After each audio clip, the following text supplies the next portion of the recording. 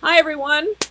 My name is Shamananda. Welcome to A Chef and a Shaman with Chef Whitney Aronoff. Hello, Chef Whitney Aronoff. Hi. Oh my goodness. You know, it looks like it's still daylight where you are. And usually we start a little later, so it's kind of nice to see the lights behind you. Mm-hmm.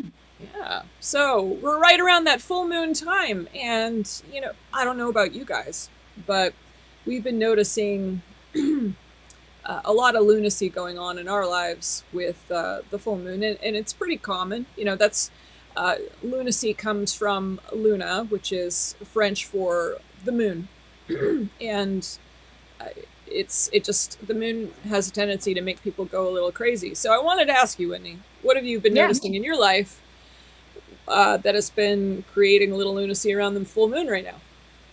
I have just found the people that I've interacted with today to be extremely scattered and running behind, making mistakes, asking questions that I had already shared their answer with. Um, People being difficult where they don't need to be difficult, people suddenly not knowing how to do their jobs or execute on projects that they've done for many years. Um, that's what I've seen. Just people just not being their normal selves, and it can be frustrating, It but can, it totally it is can be. full moon. So a lot of health professionals in all realms of health. We're talking in hospitals. We're talking in mental health as well. They always report very commonly that during the full moon, they get an upsurge in patients. They get an upsurge in events or situations that happen.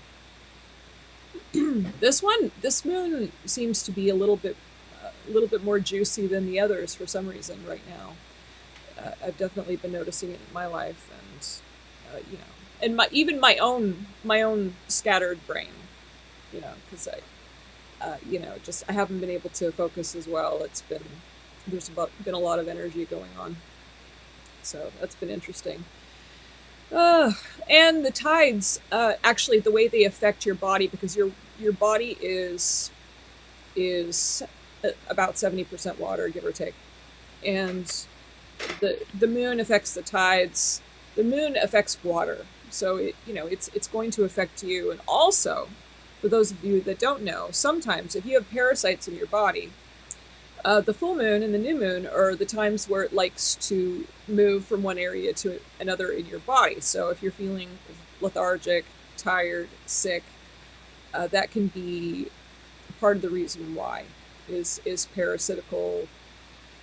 It could be from eating sugar, it could be from something that you picked up, but they like to move and they like to lay eggs and breed and do all kinds of things around the moon cycles like that. So if I that is love happening that to you're you. sharing this. So I think I told you how I had a doctor from Canada on my podcast, the High Vibration Living podcast.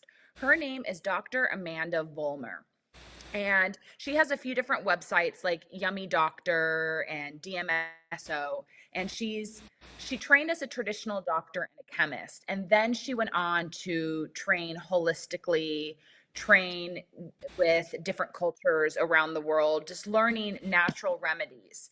And she has a remedy that I actually just ordered from her website, and we talk about it on my podcast. So if you look at the High Vibration Living podcast, look at the episode with Amanda Vollmer. At about the 25-minute mark, we start talking about this product. And it has about 5 ingredients in it.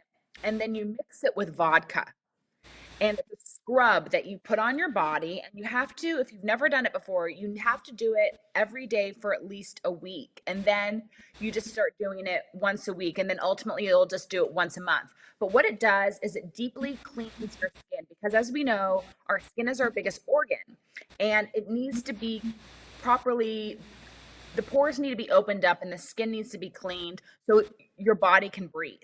And if you've never done this scrub before, you are covered in mites that you can't see. And you can be even covered with parasites on your skin that you can't see. And some of this stuff's good, but some of it's not so good. And By doing this scrub, it gets all the mites off your skin, your eyelashes, your scalp, your hair. It can be something that is creating you to have hair loss or skin rashes or all sorts of health ailments. So I've just ordered the scrub to do it, but it's the most fascinating product. And so if you start with the outside, then you can then work your way inside into doing other cleanses to remove or balance the parasites in your body. How fascinating. My goodness. So, as far as this scrub is concerned, what are the ingredients in the scrub? I am going to go on the website right now Okay. and and I'm going to let you know. Okay, I was cool. so excited to order it. Wow. That is really cool. I might want to grab that too. When I was a kid, I remember watching this TV program where they were saying you don't know what's in your food in the cupboards and on your countertops and in your home, and what they did was they went around with this microscopic camera of some kind, and they were showing all the bugs that lived in certain foods and pantry foods, and Hmm. what lives on your toothbrush and what lives on your countertops. And it really grossed me out from wanting to eat anything, honestly, or to even be in the home. And then they would do the body and what's on the body and what's on your eyelashes, because there's mites that live on your eyelashes. Exactly. Yeah, Yeah. yeah, there's all kinds of stuff. So cleansing all of this off is pretty cool. I know that we definitely feed a lot of microorganisms. So Yeah, and a lot of it is a balance, not everything's bad. Um, there's a symbiotic relationship going on. Um, but you need the symbiotic relationship to be happening. If it goes more one way than another, that's when we get into health issues. oh, for sure. Yeah, for sure. And sometimes, yeah, it definitely can go overboard. So I mean, as far as certain parasites living inside the body, there's there's candida, of course, and there's different types of parasites, all kinds that will live in your bowels and live in your digestive tract and live in your blood, all kinds of things. So, and not to mention the other things that you get to purge from your body too, to support with living a healthy life, such as certain kinds of metals, heavy metals that get in there, and that can come from touching aluminum foil or eating out of foil or even cans, and using foil things with aluminum products, deodorants and all kinds of things. So you can actually become full of these types of things, and it can affect your mind in a really profound way if you have too many metals in your body. So purging that out on a regular basis is actually highly beneficial. So I found the product, so I'm going to tell you guys about it. Of course, you can hear more about it from the woman, the doctor who made it, Dr. Amanda Vollmer, on my podcast episode with her on the High Vibration Living podcast, which you can listen to on Apple, Spotify, iHeart. But the product is called the Vodka Skin Healing Powder, and it's on yumnaturals.store. And so let me tell you a little bit about the product. It's a handmade product. Um, it is a skin and pore detoxification and rejuvenation protocol. It restores skin and pores back to a more youthful age. Billions of skin and pore microparasites will be removed from when you do the first treatment. And then you have to keep doing it a few times to really get a nice deep clean. So it contains food grade diatomaceous earth, Yep. MSM sulfur, which is also related to DMSO, aluminum free baking soda, Himalayan crystal salt, activated charcoal, bentonite clay. Then you add coconut oil, cacao butter, magnesium spray, and she has her own high quality, made from scratch magnesium spray that she has made from the Japanese nagari salt and distilled water. Um, and yeah, you add all that to a bottle of vodka in a glass. You follow the instructions, and it is your deep cleansing body scrub. That's incredible. My Yeah, goodness. I'll tell you a little bit more about what it does. So it removes hair mites and parasites that are responsible for baldness and thinning of hair, premature skin and wrinkles, clogged pores, blackheads, body fat, and smelly armpits. Wow. Oh my Yeah. gosh. Cleaning and the detoxing of the skin can rid the body of billions of parasites such as fungus, candida, yeast, and mold on the skin and pores. Right. Well, and I want you all to know, listening, that Whitney isn't advocating for a product. She's not making any money off of this product. She's just Oh, talking no. about the product. Yeah, Yeah. She talks about the absolutely. things that she likes. Yeah. I was looking around on this doctor's website before I had her on the call. And I was just, again, just doing more research on the types of questions I was going to ask her. And this product just really jumped out at me. And I was like, I need to know more about it. Even though there's obviously a big, deep description there, sometimes we have to lean into the things that catch our eye. And so I decided to ask her about it, and it just made me felt like that was something I needed in my life. So I ordered it. I'm going to try it. She says, don't just put it on your skin, put it on your hair. It'll help your hair growth. So I'm going to give it a full go when it arrives in the mail. It's really exciting. My goodness. You discover the most interesting things with the people that you put on your podcast. And so I'm actually curious to ask, since we're on the subject of your podcast guests. Oh, and if any of you haven't checked out Whitney's podcast yet, please do so. She really does have fascinating things that she puts on all of the time, and I absolutely love the topics she covers. She really tries to be diverse in the people that she chooses and the topics she selects, just so that people can be educated in a wide variety of topics, not just related to food, even though she's a chef, but just everything, all the way around. She's just trying to educate everyone the best she can. But I'm curious, Whitney, what are some of the more interesting topics lately that you've come across that that people here might find interesting? Well, I had a really fun conversation the other day. I have an episode up that's everything that you need to know about California avocados. So, avocados are something that so many of us in Southern California love to eat. But I think at this point, no matter where you are in the world, you've probably had an avocado and love it. And so I just wanted to learn more. I wanted to learn about all the different varieties, the seasons of avocados, because everything has a season. Are they really genetically modified? Or are they grafted? How are these different varieties created? Is our food really being created in labs? Are these new varieties really being created in labs? I wanted to learn more about whether or not, if you bought an avocado at the grocery store and you saved your seed, can you really sprout it and plant it? And is it going to really produce avocados? When buy an avocado tree, how long is it going to take once you plant it to really produce fruit?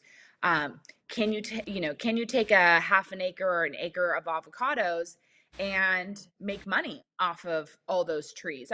All those questions, because I think we also romanticize the experience of being a farmer or having our own land and growing our own food. So I had Rick Shade on. He's a sixth generation California farmer. His family has obviously avocado farms in the Santa Barbara region, but they also manage people's avocado farms. So if you're that person that wants to have a half an acre of land with avocado trees, but you don't have the time to manage that, his family's company can come in and set up the watering system and the management system for those avocado trees. So it was very, very fascinating. I learned a lot. It smashed a lot of myths. And it's always wonderful being a more educated consumer of something that you enjoy eating. Absolutely. That reminds me of when I went to that organic olive oil farm where we interviewed the man there, and he talked all about the value and importance of getting olive oil that's fresh and the process behind it, and you know it's fascinating, really. It's how the olive oil on the shelves in the supermarket is rancid, it's only fresh for a very limited amount of time, and then you should throw it out and try again. And he talked about, just the different types of oils that they're putting in, olive oil that's on the shelves in the supermarket, and how it's not exactly what you think it is when you buy it. So you got to be really careful. The stuff that's, a lot of the time, not always, but some of the stuff that says it's from Italy, they'll throw in the Uh, worst parts of the oils, and you're buying complete junk, and you don't know it, and you think you're buying something really great.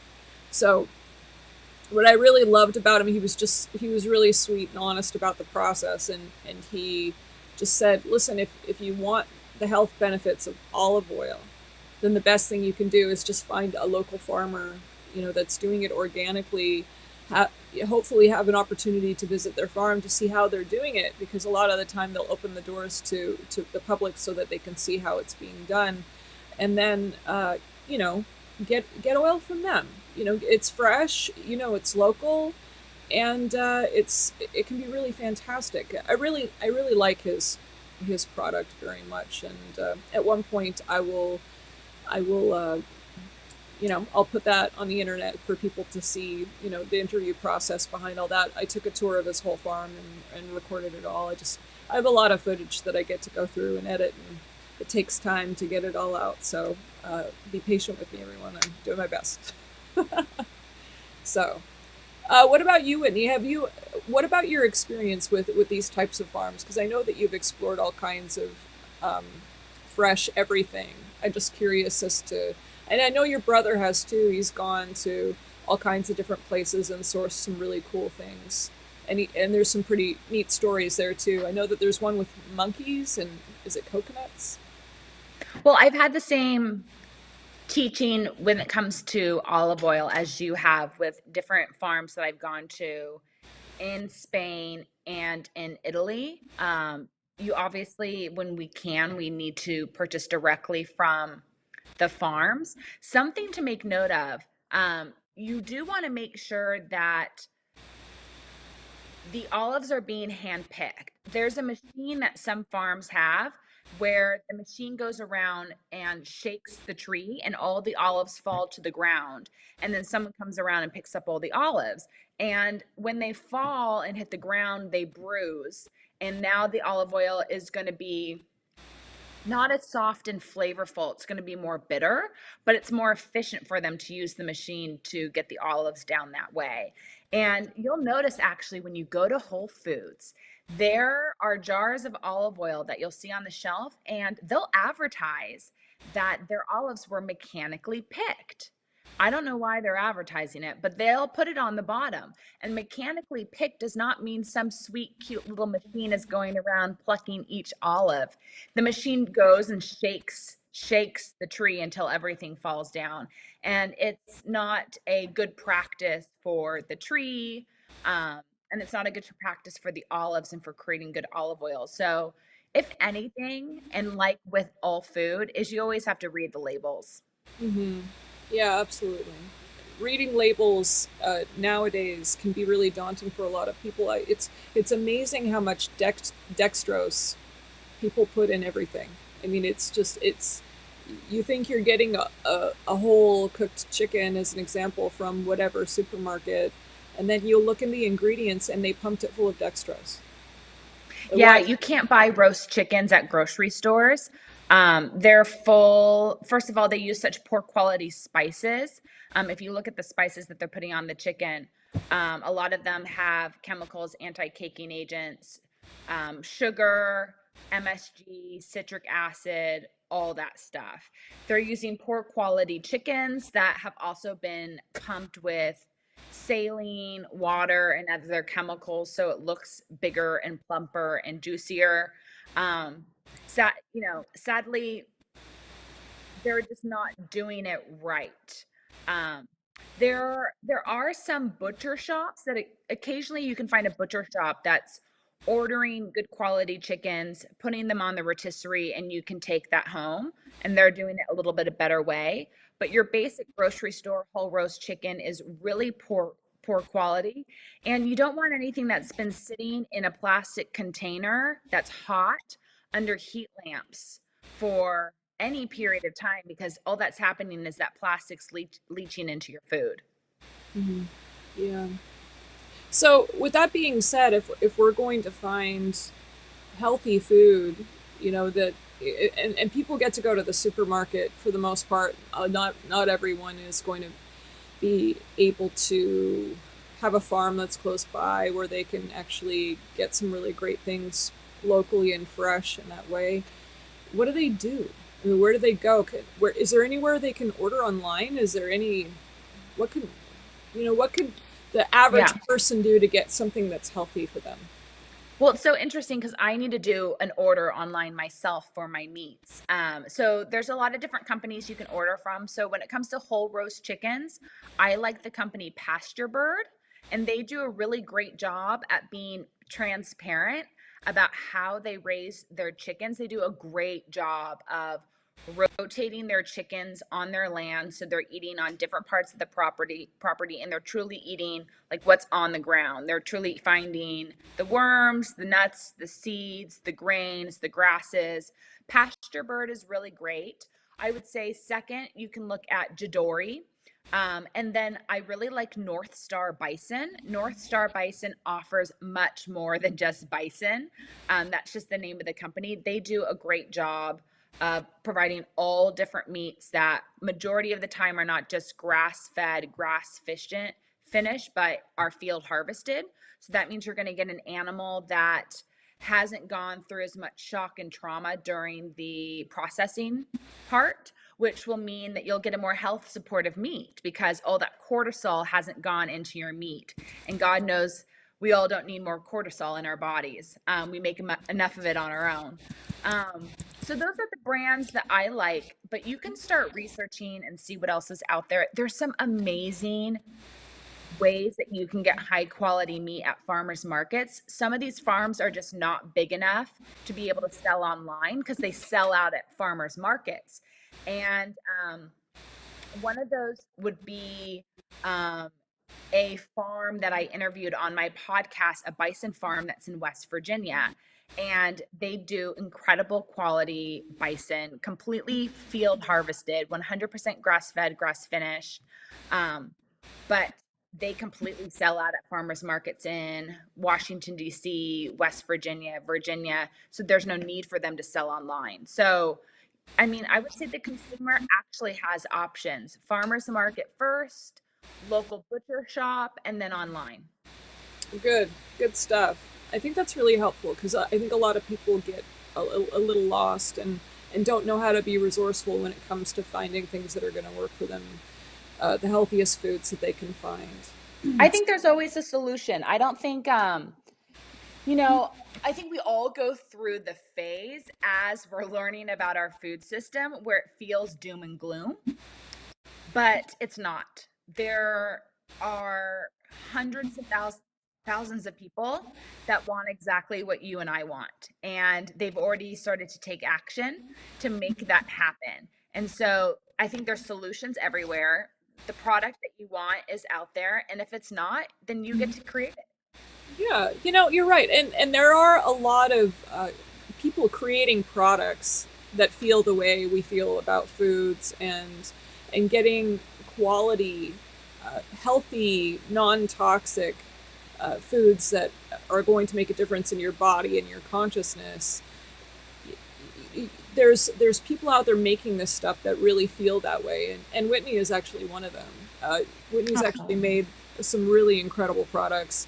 Your spice blend is fantastic. I don't know if thank have we you. ever talked about your spice blend on this show? I don't think I we. don't know if we have. Tell me about it. Tell me about your spice blend. Yeah, so I'll actually go and pick up a jar while we're chatting about it. Okay, So, that sounds cool. Yeah, yeah, so she's gonna for go the get it. Oh, past 20 years, actually I would say about 25 years, I've been making my own organic spice blends. How funny. I keep giving away my jars that I keep in my kitchen. Um, I love but the fact that we're getting a view of your home. Keep I going. hope not. I hope I'm keeping the camera close enough so you're just seeing me. Just look at me. But For 25 years, I've been making my own spice blends. The time has gone by so fast. And, one, I started doing it with my family just because it's nice to be able to control the flavors. So if you want like a Southwest taco blend, it's nice to be able to manage the amount of spice you want, right? Some of us want really spicy, some of us want mild, some of us want super mild. Um, but then we started making our own spice blends because you just want better ingredients. You start to buy these spice blends at the grocery store, like the seafood spice and, the Southwest spice and the Cajun spice, and they have sugar in them and they have citric acid and they have MSG and they have maltodextrin and they have dextrose and then all these things you can't pronounce. Sometimes they put natural flavors or sometimes they put proprietary mix. So then you don't even know what's in it. And I didn't want that on my food. And as I started working as a personal chef, I didn't want that on my clients' food. When you care about people, you care about what they're consuming because you want them to feel good. You want them to live long. You want them to, be able to be in a good mindset and be successful at work and successful in life. And, when you understand food, you understand how that's going to either support or affect people.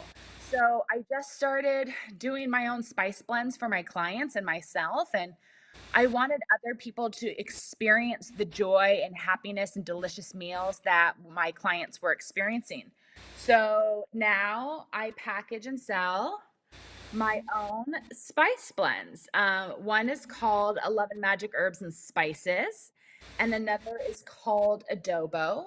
And I take my blends a step further just because I can't be in everyone's home and I can't infuse my energy and my thoughtful and mindfulness into everybody's meals around the world in person. So I wanted to be able to do that from a distance. So I charge all of the music with Kundalini mantras and with quartz Giza crystals. So that way they get a more high vibration meal at home, more flavorful meals, and ones that are done with organic spices, which are superfoods. Like these are concentrated levels of the herbs and spices that are growing in fields around the world. And if you choose your spices properly, you're getting anti-inflammatory benefits when you eat your meals. So these are my little guys. I love them. You should love them. I had bought a jar for my household to see how we would do with it, and I mean, I literally love to put it on everything because Oh, thank you. literally everything. If there's anything that I can spice, I put it on. It's a very tasty blend, and I know that it's sourced from really great places, and that it's not garbage. So it's really great to have. And it's literally the only spices I've been using, honestly. So Thank you. lately, it's just they're pretty cool. So I Yeah, like. so for everyone listening, use the code STARSEED on starseedkitchen.com. So visit starseedkitchen.com, and when you purchase your spice, you can use the code STARSEED, all caps, STARSED, and you'll get 10% off your order, which will support in discounting the shipping. Oh, that's great. That's awesome. Cool. I can't believe that this is our 12th episode and we really haven't really talked about your spices yet because they're so incredible. But at least, Fantastic. you know, the 12th one's the charm, I guess. So that is Yeah, good. That is good. it's a full moon and we want to fill people's stomachs, so it's perfect timing. Yeah, for sure. For sure, for sure. What else has been happening? What else has been happening? Next week I'm going to the Caribbean, Whitney. I'm going to be in the Caribbean next week. Where are you going to go? Eastern Caribbean. I'm gonna go to Puerto Rico. I'm gonna hang on a cruise ship. There, I might do they have a singing contest that I don't know if I'll do, You should but do. You'll win. I don't know if I'll win. But No, you but I was will. thinking about doing it for fun. You Maybe should do it. I might get a trophy. And maybe there's a prize. Maybe I could win another trip. Well, what would be amazing is seeing what happens to the crowd when a shaman sings over them. It's Oh, like one gigantic unofficial sound bath that they're experiencing. how fun. You know, I love how singing can truly change people's, not just their energy, not just the cleansing of their aura, but it can heal. It can heal. I learned and was groomed and was taught how to use the voice to heal for many, many, many, many years. And it does. It's extremely effective. Those vibrations get right in people, and it it creates magic. It's amazing what happens. So great singers know that they can use their voice to transform lives, and it does. So, just having an opportunity just to do it for fun, because I, I still perform twice a month, singing wise and sound healing wise. But, I've had bands, I've done all kinds of things. So I used to be, I guess, a professional singer, and I did that for a long time, and then I moved on to other things. So, I still love music. I still love singing. I still love writing music. I just don't often get an opportunity to do it with just a song on stage with a band. So this should be fun. We'll see what Yeah. happens. I think it's just a warm up again to you stepping in and recording your own soundtrack. So this is just practice. Yeah, doing recording an album is and was one of the more difficult things I've ever done in my life, because I think at the time I was not prepared.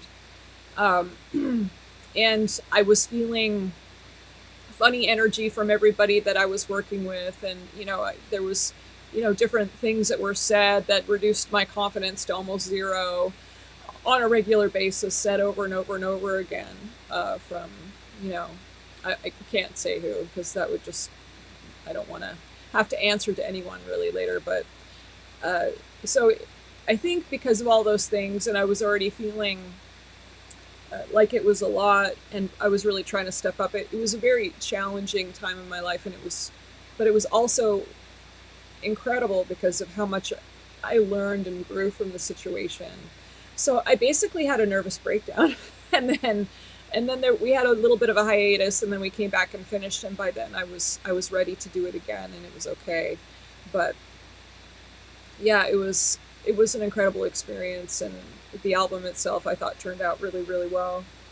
Now it sounds dated, but it's at the time it was a really great, solid album. It's still, the music is still good. It's just dated now. But so great experience, really hard, but I love the fact that I went through it. I think it's made me into the person I am today, and now thinking about singing, like just any kind of public speaking or singing, or I mean, it doesn't feel like anything to me anymore. Whereas I think when I first started, it felt like a bigger deal. But now it just doesn't. I'll pick up a microphone, I'll talk to a few hundred people in a room, and it doesn't matter to me. It's just. But at the time, I think I felt okay, but I feel so differently about it now. It doesn't even compare. You know what I mean? Absolutely. Can people buy or find that album you recorded? Yes, but I'll never tell. I'll never tell. Maybe one day I'll actually talk Okay. about the Totally album fair. Yeah. and what how people can find it. But you really, really, that's going to be a special, very I special gotcha. episode. I But gotcha. for now, Oh, it's going to be shrouded in mystery. You oh, know. good. Yeah. But we Yeah, did but have a I record deal, and it just didn't go anywhere at the time. So as a friend and as one of your students, um and as your client, like I dream of being able to put on your album while I cook and allow your sound vibration, whether it's from your voice or from you playing an instrument or doing your singing bowls, allowing that to infuse into my kitchen and into my food.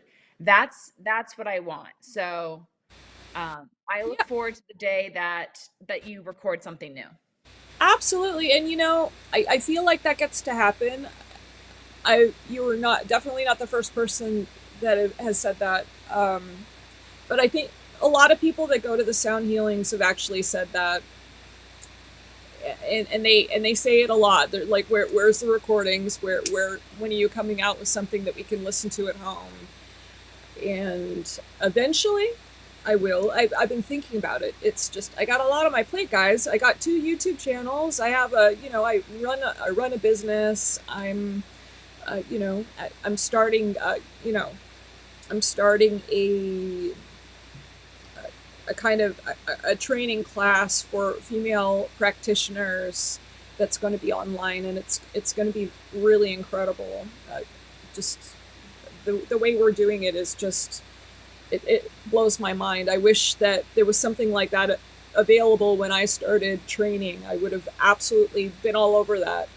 But so that I get to create it. So, and I am, and it's going to be beautiful. So there's a lot that's being created right now that I wish there was more hours in the day. Can we just double the hours in the day so I could get all done really fast, and then I could also get sleep? That would be good. Can we do that today? I feel the exact same way, and I'm wondering if this is like the spring energy. There's so much I'm working on creating right now, and I want to do it all. I can't pack it in to my days enough. So I feel the same way. Yeah. Well, we just maybe it's about time management and getting it all done. How I is think class a going? big Have you part of it started? is time management too. Yeah, right. I know that you're Yeah. working on your class. How is that going? It is so much fun. I actually spent last night watching some videos to learn how to better put together my course, and it really got me excited. I've written the intro to my course and the 8 to 9 different modules I want to be creating. Um, so it's coming together. Um, it's coming together. That is really, really cool. That's really, really cool. I I'm excited to be your first student in your class so that I can You learn will all be. about your things. Since you've been so diligent with working with me and me training you, I'd love to learn from you with all of your knowledge when it comes, because I mean your food knowledge is ridiculous. I mean you're just I bow to you. I mean it's really, really good. So I'd love to learn more about everything, and I keep picking your brain about it because I want to know more. Like, what kind of knives am I supposed to be using, and from what company, and what kind of metal, and what kind of other tools are actually enhance the food, and are some of them blessed, and if they are, where do I get them? It's like, and yeah, I keep coming up with all these questions. So maybe you can answer some of those. Can you answer any of Yeah, those? I think when it comes to knives, all you ever need is one knife. Just one. Everyone needs to find one knife that they love using, that they feel comfortable in their hand, that's the right weight, because you can buy a chef's knives and they have all different weights. So that's one of those things that you really have to try before you buy. You really need to go to places in person and feel them. Otherwise, when you order them online, I really suggest trying three and then returning what doesn't feel right. I like a chef's knife, and that's, the bigger knife that you see. And the secondary knife, if you were to buy a second knife, would be a paring knife, which is the smaller knife that you see most people use to like slice an apple. And then the third knife would be a serrated knife. And that's what you often see as a bread knife, that's really long and skinny and wavy. Um, but your chef's knife, you need to feel it out and find one that is comfortable in your hand, but it should be pretty to you. So you should think it's like the most beautiful knife you've ever seen and find joy in picking it up. And then you have two options. It can either be pointy at the end, which would mean it's a chef's knife, or a French knife. And if it goes to the end and then cuts off like this, that would be a Japanese knife. And one's not better than the other. There's just two different types of tips: the flat Japanese, or the pointed French, and you just choose the one that speaks to you. I have one of each, and I kind of go back and forth, but I'm not married to either. Right. So, what are the benefits of having a pointy end versus a curved one? Any? So for some people, they like the pointy one because it's easier to slice into an onion or slice into a tomato. But I don't really think it makes a difference. What I find with the pointy one, with the French one, is I may poke myself more often with it. Where the nice thing about the Japanese is I'm not going to poke myself accidentally with it. You can keep your hand on the end, and while if you're with a little Do bit, you want me to with a show little more you and give you control. an example? Yeah. Okay, let me just grab mine. It's right here. Ooh, we get a lesson in cooking. I can't wait. I'm so excited. I'm here. You guys have no idea. I mean, she's freaking genius in the kitchen. She's so modest, she'll never tell you. So now that she's gone, I can just tell you between you and I, she's a freaking genius. Well, I'm not going to give you a knife demo, but this is a knife that a client gave me as a gift. But see how it's pointy? Yeah. So this one's kind of funny because it is Japanese. You can see that. And it kind of has the Japanese style, but a traditional Japanese style is going to cut off more at the end, and it's going to be more of a block here. Okay, so it would cut more down and be more blockish. This one has a French tip. And see how it's so easy just to like pick it up and then accidentally poke yourself? Right. So if you're concerned about that, then get a more traditional Japanese edge and then you'll be fine. But either way, you're always holding your knife back here. And it's really not going to be around your hand. It's just occasionally I'll accidentally poke myself. It hurts for a second. You move on with life. But if you're nervous at all, just get Japanese. But And so as far as chopping, so if you're going to cut into a tomato, what is the proper technique to cut into a tomato? Curious. so when you do a tomato, overall, you're really better off with using your serrated knife, your bread knife, because the jagged edges that you get from a serrated knife makes it a lot easier to slice into tomatoes. Oh, cool. Okay, cool. And same with Yeah. onions, then I'm assuming. Onions, you're always going to use your chef's knife. You just need to make sure you have a super sharp knife. And if it's not easy to cut into onions, that's the sign you need to sharpen your knife. And so when you're cutting it, do you press the whole thing down immediately, or is it front first and then you bend it? Just curious. You don't have to tell me. I'm just curious. Yeah, I'd have to just do it. No, don't even worry about it. I'm getting too far into this whole thing. But thank you But for it showing me sounds your like you knife. just need to sharpen your knife. Yeah, sharpened knives should be good. The reason I'm asking personally, Yeah. and I have these funny questions, is because whenever I've cut anything, people always look at me funny. Like, what are you doing? Why are you cutting it like that? And I think it's because I don't know what I'm doing. Yeah. So it sounds like I need to give you a little lesson, which I can totally do.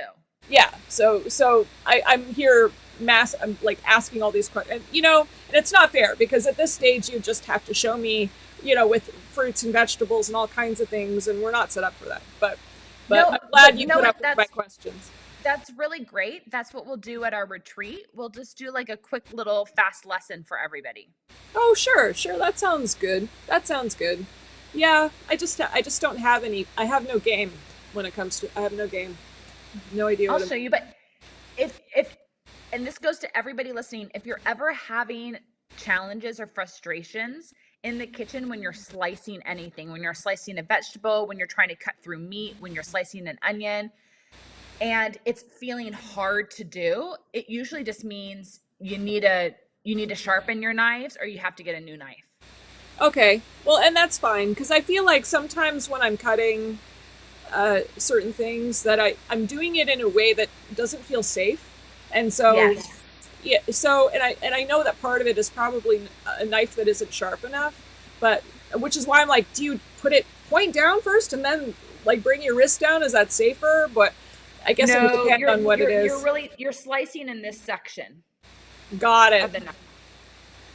Okay, well that helps because I think I've been in that position way too many times where, and it's probably just a really dull knife where it's not cutting properly.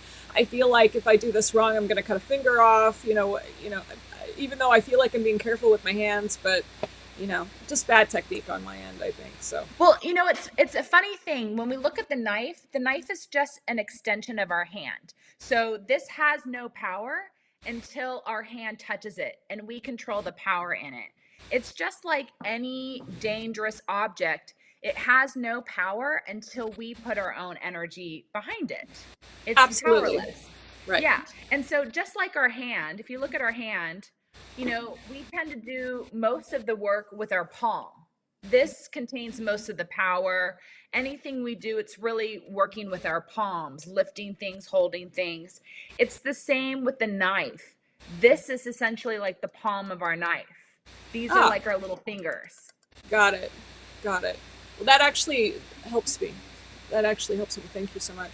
Thank you for that. That's really nice Yeah. of you to do. I didn't mean to put you on the spot, but I mean, I just, you know, I don't know how Oh my many God. other people out there have these types of issues, but no one ever taught me how to chop anything, cook anything. Everything that I learned on my own. I'm a decent cook. I'm Yeah. not a chef. I'm a decent cook, but I'm not. But the skills that I have in the kitchen, as far as preparation, not so much. Not good. I know they're not good. So, Yeah, just so you guys know, one of my clients gave me this knife. I'll show it to you guys so you can check it out. It's called the Mao Mighty. It was just a gift from one of my personal chef clients, and it has been a great knife. I haven't even taken it to get sharpened yet.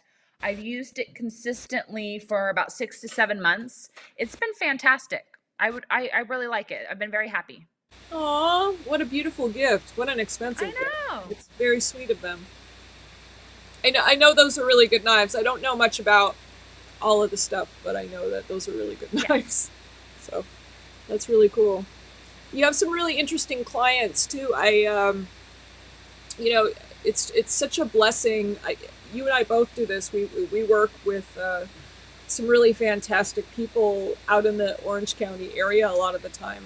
And I think you've definitely traveled for work before, and I do too. Sometimes I go out of state and I'll work with people, depending on the situation and circumstance, what's going on. And but generally speaking, we flock and we stay around Orange County for the most part, and we were able to enjoy the incredible parts of OC, by the ocean a lot of the time. So we were blessed enough to be able to work with people with the full view of the ocean right there, which is really incredible. It's It such a is. huge blessing, yeah. And I know that you do, Whitney, all the time. You constantly have a beautiful view of the ocean when you work. So that's really cool. I know, and for those of you that don't know, Whitney was born and raised here, out in OC, and she's definitely had an incredible life as far as the different types of beauty that she's been able to enjoy out here in California. And it's it's not the weather and the people can be really fantastic.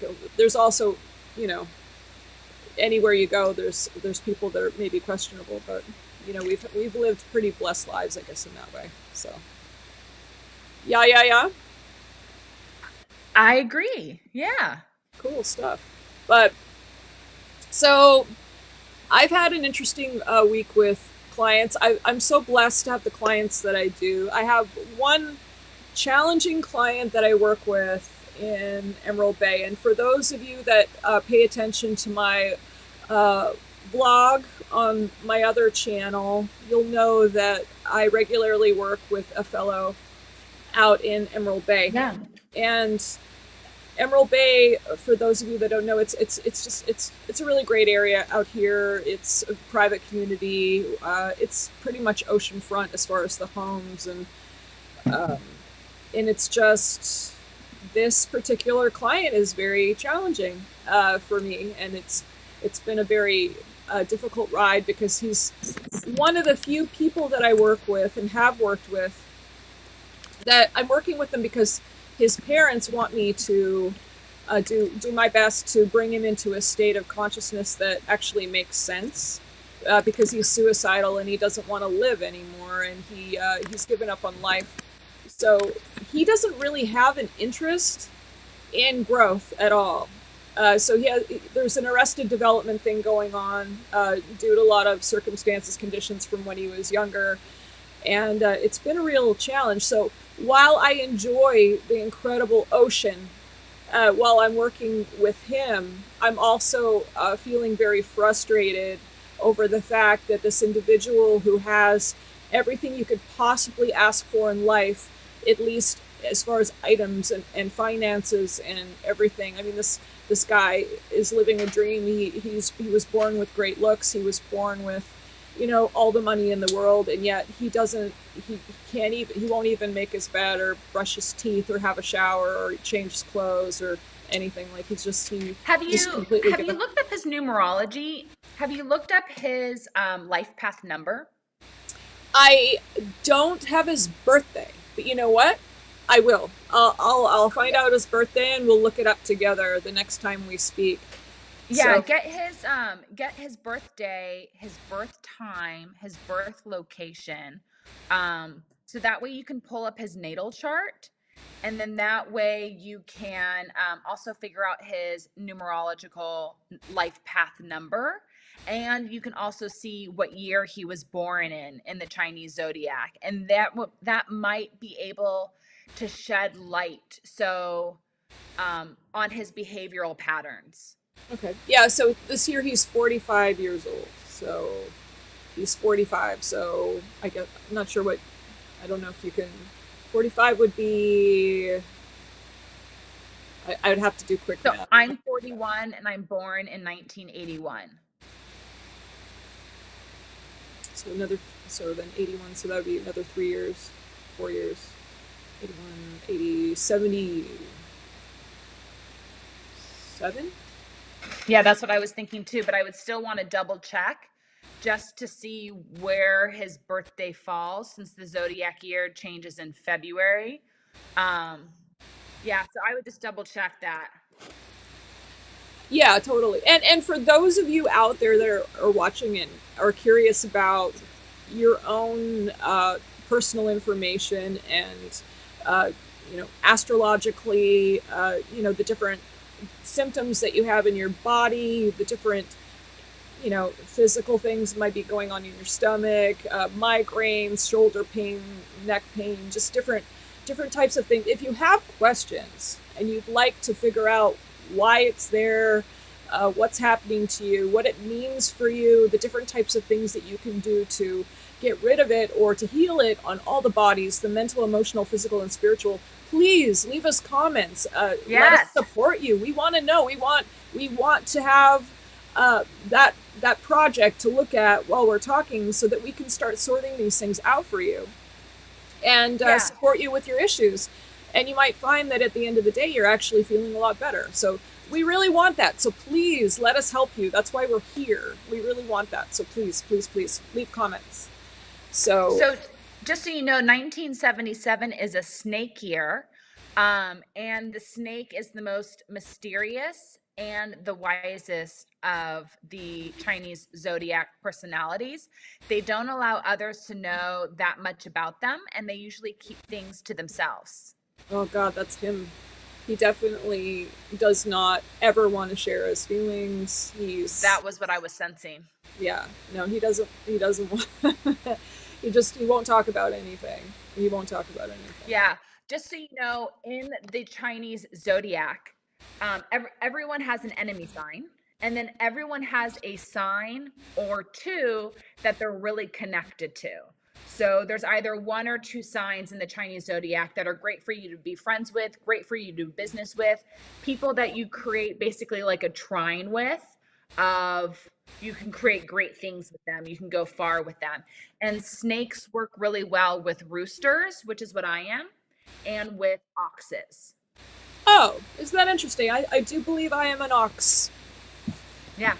So So, that's the is, when you can work with one of each or with any of that, you can go far with each other. Oh, how cool! How interesting. So, it might be a little bit of synchronicity there that I'm working with a guy who really needs Exactly. an ox. Exactly. Yeah.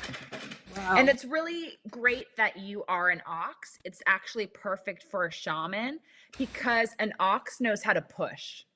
Oh yeah. Oh And yeah. you know how to push people when they don't want to be pushed, but you know they need it. And so, what a blessing and a benefit that you're supported with that energy because you were born in ox year. Yeah. Yeah. And Whitney, you're 100% right. I do know how to push, for sure. It is one of the things that I'm really good at, is You're pulling really good at information it. out of people. But it's important for me to have that skill so that I can support people. I never use it for anything negative. It's I do it to for the benefit of other people. It's never Yeah. from a agenda that's malicious or anything like that. But maybe when I was younger, it might have been, before I figured stuff out. But but since I've really come into my own, it's only been, I truly only use it for good, and it's so important because if you can't get that information out of people, you really can't help them. Yeah, So, I really suggest everyone knowing what their zodiac sign is in the Chinese zodiac. And then make sure you know what the sign is for your immediate family members or your immediate friends. It just will give you more insight in who they are naturally and how you can better communicate with them. And I think that's how we use all these tools, is just to improve our communication and our relationships with one another. oh, absolutely. No, and that is the whole point. It's having an awareness of what you're creating on the outside with everybody, how you're co-creating a situation. I often think of the analogy of working with Barbie dolls, and how some people will move through life thinking that they get the Barbie dolls to do exactly what they want them to do in every scenario, and that but that's not how life works. When you get another person involved in a situation, they're going to do what they want to do, and you're going to do what you want to do, and then you're going to co-create. So it's about mixing that together, and not about how do I control the other person so I get exactly like I'm playing with Barbie dolls. People don't seem to understand that. So I love the idea of looking up, what their signs are and understanding it better, so you understand what you're co-creating in a situation, as opposed to just uh, not having any awareness at all. With that awareness, you can mindfully construct something that is going to be of a higher benefit. Yeah. So I I'm really just like really that idea. excited that we figured out that you're an ox, I'm a rooster, and we work well together. What a blessing that Blessing. I that. love it very much. I love it very much. That's so cool. I you know astrology, we actually know some people that are really good at astrology, and uh, we have a roster of all kinds of talented people. So if there's certain people that you're looking for in your life when it comes to astrology, when it comes to, well, obviously shamanism, that would be me, but there's psychics, all kinds of different types of practitioners. If you ever have any questions about different types of practitioners, or you'd like to learn about, different types of people that are really talented in Orange County area, as an example, Mhm. we do have different people that we absolutely adore. So please do let us know, and leave us a comment, and maybe we can support you, especially if you're local. We can, we definitely have looked around and found some fantastic people that can support in all kinds of ways. So, and When do, when do you think someone should when do you think someone should reach out to a psychic? Like, what are some of the reasons why you think it's a good time for someone to talk to a psychic just to get a reading? that's a good question. There are moments in people's lives where they feel as though, they're at a fork in the road, and it has that really specific feeling in your chest. So anyone that has been there knows what I'm talking about.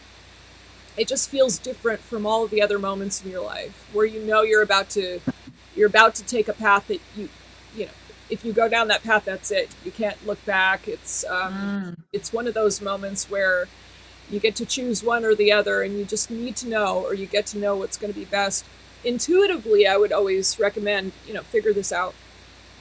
But sometimes it's great to find someone that can read the situation for you, that's talented. But a caveat here, because there are certain psychics that are going to ruin your life if you go and see them, because they don't know what they're talking about. They're guessing, they're not talented, and they're only coming from a place of a lower consciousness, and it's not going to support you. So, with that, there's great psychics, and there's bad psychics, and there's psychics all in the middle. It's shades of gray all over the place. So, if there's someone out there that's really good, that keeps hitting it right on the mark, awesome. Go and see them. They might be able to support you, because counseling is good, but always go with your own gut as well. Yeah. Don't throw away your life just because a psychic says, hey, you're cursed and you're never going to get out of this because of this and this and this. Yeah. And I've seen that happen a lot. So I would say use it to supplement or to support with a choice that you're trying to make, but don't give them all the power, and don't just make the choice just because they say so.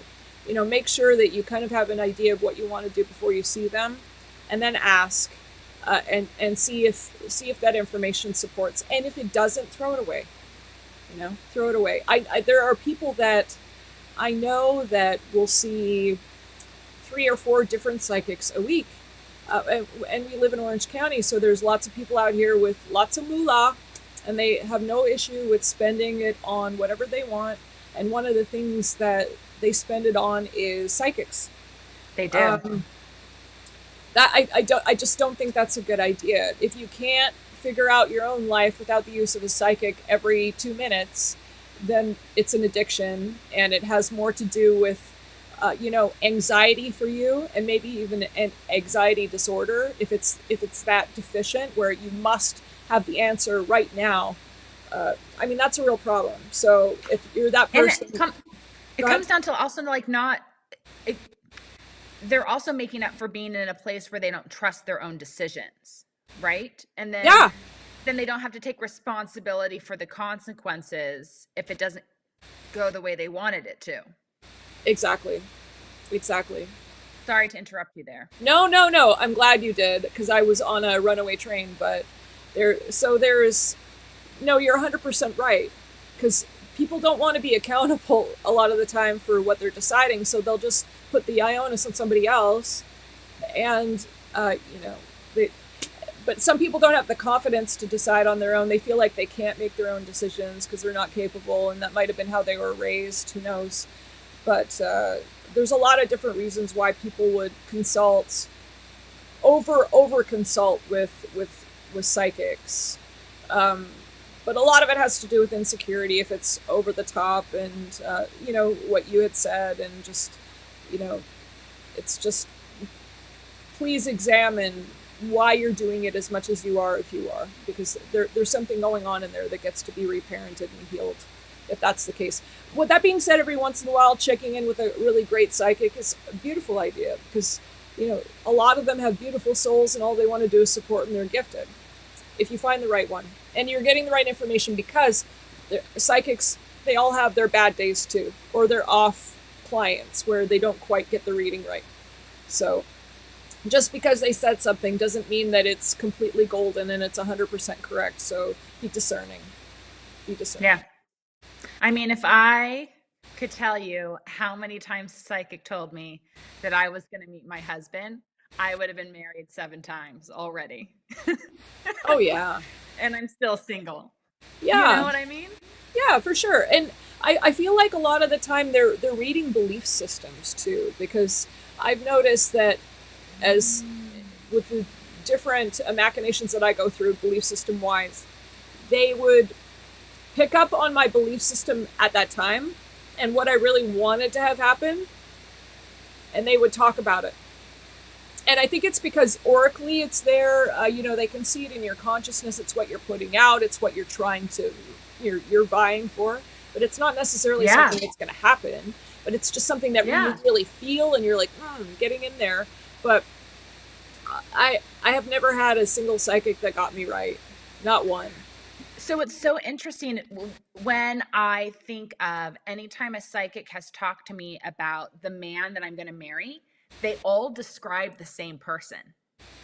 Really? Who? What does he look like? So Tell no me. matter who I go to, always say very similar things that are building this archetype. I love the archetype that they've built. I'd marry that person in a heartbeat. Like they've nailed the type of guy that I like. But it's funny that for 20 years I've been told about the same guy and I've never met him. Oh my gosh. So I what is just the find it archetype? funny. Can we talk about the archetype? What Yeah. does he look like? Yeah, so he's tall, brunette, all American, plays tennis, has a traditional name. Um, yeah, and I remember one telling me once, I mean, they all describe him the same way, the same things. And I remember one telling me once that, oh, you're going to meet him really soon and he'll take you on a date to Paris. And I was like, that sounds great. Looking forward to the trip. Oh my gosh. Oh Never my god. happened, but maybe it'll happen someday. Maybe their timing was just off. But I find that interesting that consistently it's been the same archetype. Um, but but he hasn't showed up yet. You know what's interesting? So as this as a psychic myself, the way I've always seen information, it's almost like there's you can see a timeline, and then there's the information might be on a timeline depending on what you're looking at, because it could be a myriad of different things. But let's say there's a specific event you're looking at and it's right here in the timeline, and then there's this halo around that thing that's either going to happen or happened in the past, but let's say it's in the future. So here's the halo, here's the thing that happens. You kind of come up to it and then you hit the halo before it happens, so you can feel the resonance of the impact of what it does on the timeline before you hit it. And it's the same on the other side. If you've already passed it and you're still within that halo, you're going to be able to read it, and it's going to be with information that you get to share. But it always feels the same to me, you know, and you can always tell which side of the halo you're on, or if you're really close to the event. So it's really interesting how it works. Fascinating. And so it's almost like there's a timeline, but the different bubbles of action can happen at any time along the timeline because it's not linear. They Right. can they can kind of they're there, they're a part of the line, but they can move around amongst the line. Yeah. Exactly. So depending on, and there's a lot of different ways that psychics work. So they might not see the information like that. They might hear people talk to them. They might taste things. They might smell things. Uh, they might see visions, and or just symbols. It could be symbols or it could be actual events. There's so many ways to pick up information. They might touch an object and then just understand. Maybe not even maybe not through a story, but just they just suddenly just kind of know what it's all about, and they'll be able to describe it. And it takes them a second, but they can get it. There's just a lot of different ways to read information, and So interesting. it's really great because if you start developing your skills, you can actually use a little bit of all of it to make sure that the information is as accurate as possible. If you're able to pick up this, the extra skills. But if your strongest way to read information is auditory, where you're listening to You're being maybe told. a guide or something. Yeah. Yeah.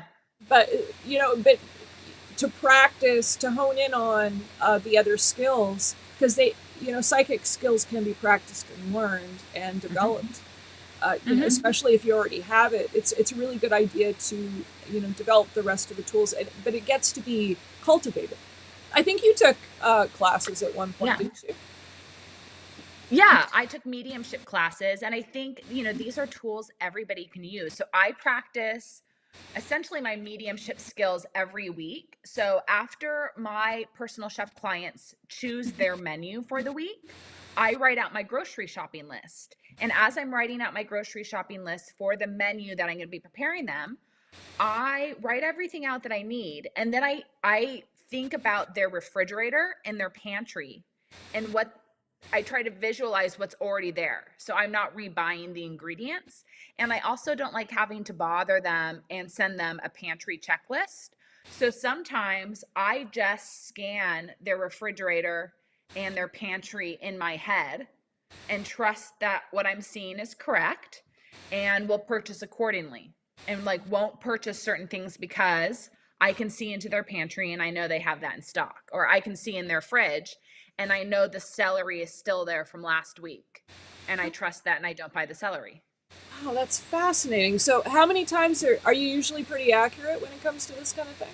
I'm usually pretty accurate. The only time I'm wrong is when I don't trust myself. Is Uh, when I get into my head, every time I don't trust the what I'm seeing and the gut feeling, I do get it wrong and I end up buying it because I'm scared it's not going to be there, and it's there. oh my gosh, that reminds me of the time I gave you that grid. Do you remember the black pyramid to shield you from that one home? Yes. And it was Yes. like you didn't feel confident, and you didn't feel confident, and then you finally did, and you tried it, and it worked. Remember that? Yes. Yeah. So Yeah, my one piece of advice to anyone that is having to work at a place where they're needing to do extra shielding in order to work there is to figure out a way to get out of there as fast as you can, yeah, because it's not working. If you're having to shield that much in order to go to work, it means that that's not the place for you anymore. And you can't make it work. Protect yourself while you have to be there, but you have to figure out a game plan to get out. And I was stubborn and waited waited too long to do that. right, right. But So you were a good teacher and you didn't tell me to do anything like that. You let me make the decision for myself, and I really appreciate that. That must have been hard to do. and, yeah, as a teacher with a lot of different students that check in every day, and I work with. I mean, on a daily basis, I'm probably working with maybe 30 to 40 people, and then on a monthly basis, it's in the hundreds, for sure. Yeah. And it's just and I have a lot of people checking in every day, and then I support them, with their different tasks. And but I think that's you nailed one of the important aspects of being a teacher, is that you can't do the work for them. They get to do it themselves. They get to figure things out for themselves. You get to teach them how to fish. You can't just fish for them. So if somebody is doing something really wrong, what you do is you watch, you pay attention, and you wait to see if they figure out the lesson on their own. And after a while, if they're still drowning in that pond, you pull them out and say, no. But you're hoping they're going to learn the lesson on their own because it'll be more profound. But it's not about nitpicking to the point where they're not making any mistakes, or they're not getting into a lesson where they're going to get the benefit of that lesson. So in your case, going to that house, doing what you were doing, it wasn't up to me to say, get the fuck out, excuse my language. It was up to me to say, what do you want to create here? What are your goals? Are you okay with being here? Okay, then what do you want? Well, I want to protect myself when I'm there. Okay, great. Here's a tool. Use that. But it wasn't up to me to say, you know what, it's not in your highest good to do that. However, if you were to say to me, okay, what is in my highest good? Should I get out or should I stay? Then I would have told you, well, you should get out. But you didn't do that. You just said, okay, so what how do I protect myself? What should I do to protect myself while I'm there, while I'm working there? And then I do remember saying, I do remember asking something to the effect of, do you feel like you want to stick around? And you would say, yeah, for now, I'm going to stick around. But if you were to say, I'm in the asking, what do I do? Is it in my best interest? Is it in my highest good that I stick around? Then I would have answered accordingly. I've actually had people, some of my students who've been with me for a long time, been with me during conversations where somebody was so out of integrity and they were just telling me stories upon stories upon stories about how they were doing certain things, and the student was shocked that I didn't actually call them out and ream them out for doing what they were doing in their lives. And all I did was listen and go, oh, okay, and oh, well, it was nice talking to you. So afterwards, I remember this one student saying, well, why didn't you say something? Why didn't you let them know what they were doing was just, maybe not the best thing to do?